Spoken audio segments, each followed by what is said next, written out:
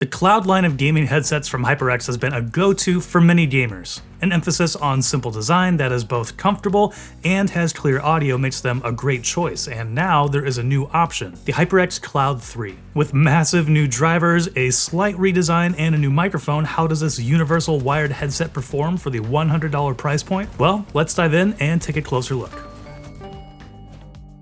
Hey everyone, I'm Jordan with 9 to 5 Toys, and with its very simple wired design here, the Cloud III from HyperX is a universal gaming headset. The 3.5mm cable can be extended with a USB-C connection, and it also includes a very slim USB-A adapter. So that means it will work across all consoles, on a PC, laptops, and mobile devices. And using a USB connection to a PC means with the HyperX Ingenuity app, there can be some audio tweaks made as well. Moving on to the overall design, as a whole, it still is very similar to some of the old Cloud headsets from HyperX.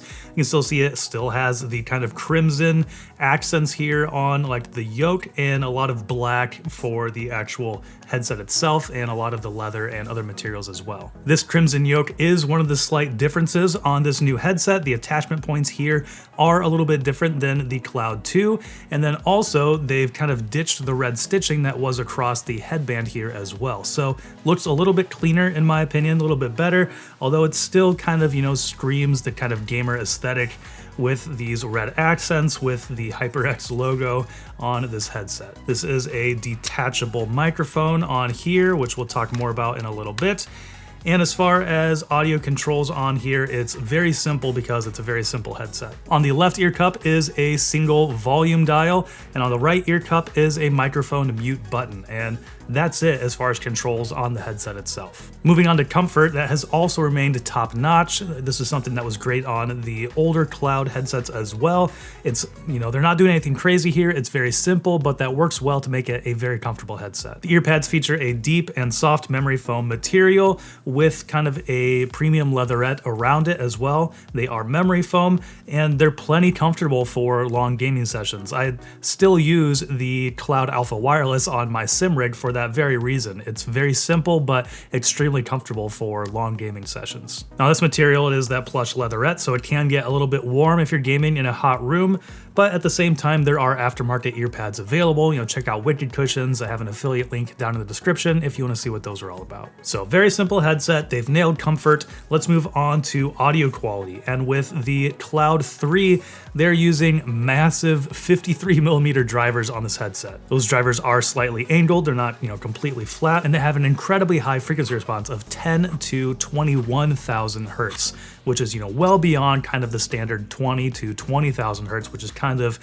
thought as what the human ear is capable of hearing. When headsets kind of go above and beyond that, it's like you kind of can feel it a little bit more and maybe not actually, perceive and actually hear those frequencies. But what's interesting though, even though it's this huge, broad frequency response, right out of the box, the sound from this is very neutral. It's not, huge bass forward. It also doesn't have, overly sparkly highs or anything like that. It's very neutral, which in my opinion is right where you want it to be for a gaming headset that provides a little bit more detail when you are gaming and playing more competitively. On that note, I could easily see somebody who likes a really big, full immersive sound with massive bass.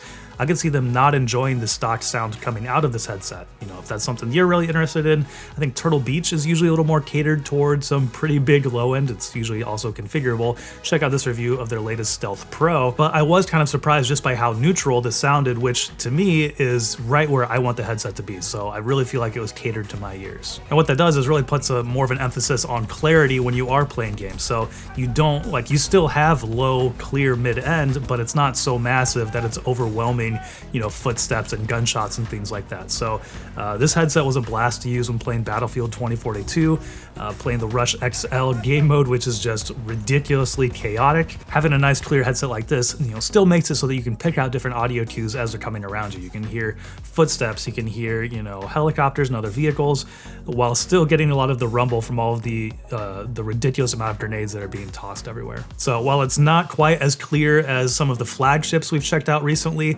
like the Nova Pro Wireless from SteelSeries, or even the latest, the Logitech G Pro X2 Lightspeed wireless headset. Check that video up here if you want to see that with its awesome graphene drivers. The Cloud 3 doesn't quite match those on clarity, but it does come close, and it's a lot more affordable at $100, and it's a very simple headset if you aren't looking for something that's wireless. All right, and here we are recording on the microphone of the Cloud 3 so you can hear how that sounds while we take a look at the Ingenuity app and what you can do when you do have this plugged in via USB. So clicking on headset here, you can see we have volume, which is just the headset volume, microphone, you can change the microphone volume, you can turn on or off mic monitoring if you want to hear yourself a little bit. There's no adjustability here, and it's a very small amount of mic monitoring in my opinion, so sometimes it might feel like you still can't really hear yourself all that well, but it does help to ensure that you're not, yelling because you can't hear yourself. We also have a DTS-X spatial sound, which I tried for a little bit, but just like most other virtual surround sound modes, I couldn't find myself really using this very frequently. It's just not a natural sound for me when I'm gaming, so I usually left that off. And then over here, we have the equalizer, which you can just toggle on and off. There are some presets like treble boost, cut, clarity, optimizer, and then you can create your own custom profiles as well. So going in here, you can see there are 10 different bands you can adjust. There's not an actual number that tells you, how many decibels you're boosting and cutting each band, but there is a decent amount of flexibility here. And I mentioned it has a pretty neutral sound to it, and so when I'm listening to music, I found myself wanting a little bit more bass. So as you can see, I have the lower frequencies, adjusted halfway up here, which is pretty rare for me to boost the low frequencies that much in a headset. I typically like a pretty neutral sound, but that's where I liked it for a more immersive sound when I am listening to music or playing something like Forza Horizon 5. So I do think that just goes to show that this is a pretty neutral headset.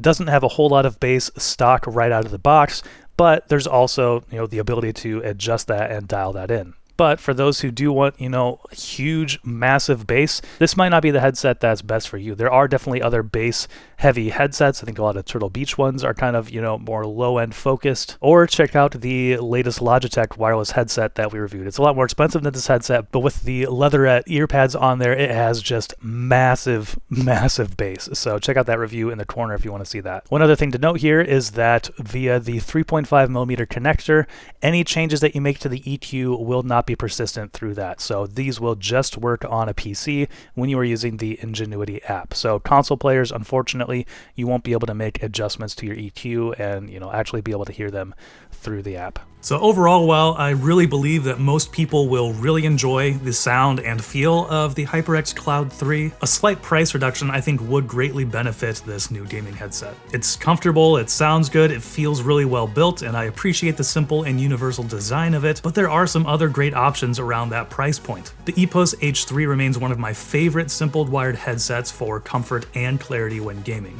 Granted, HyperX does have a more budget option in the Stinger 2 Core, but if this were just like $10 or $20 more affordable, I do think this would be much easier for me to recommend. All right, well, that's gonna do it for our review of the HyperX Cloud 3 gaming headset. Let us know what you think about it down in the comments below. And if you're looking for some other videos to watch, I'll link to our review of the latest Logitech gaming headset, as well as our most recent video. And thank you so much for watching. If you enjoyed this video, please give it a thumbs up so others can find it easier and consider subscribing. This is Jordan with 9to5 Toys.